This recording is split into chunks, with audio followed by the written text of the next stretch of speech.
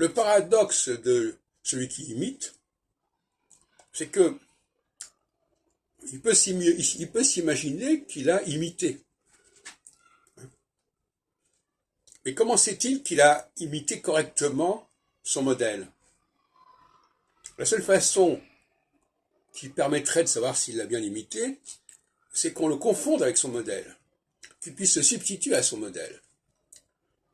Et encore, ce n'est peut-être pas suffisant, parce que ceux qui peuvent le confondre avec ce modèle sont eux-mêmes peut-être pas ne connaissent pas forcément la structure même du modèle.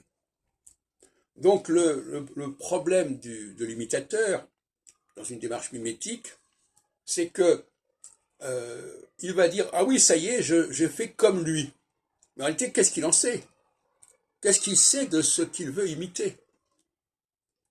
Peut-être qu'il se trompe.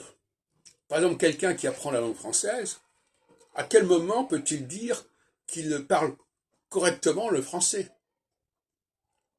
Il ne sait qu'il parle le français que par rapport à son image. L'image qu'il a est une image extérieure, une image profane. Donc il peut tout à fait se tromper.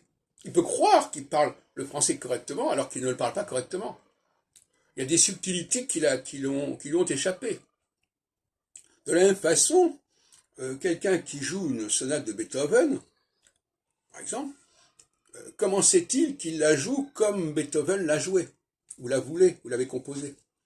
Il peut s'imaginer, il peut croire, il peut s'illusionner à ce sujet. Mais l'imitateur, le répétiteur, l'interprète, peut toujours se leurrer. Il peut toujours croire qu'il a imité, croire qu'il a compris de quoi il s'agissait. Mais dans le cas de la langue française, sur laquelle j'ai beaucoup travaillé, la plupart des gens qui apprennent le français ne l'apprennent pas correctement.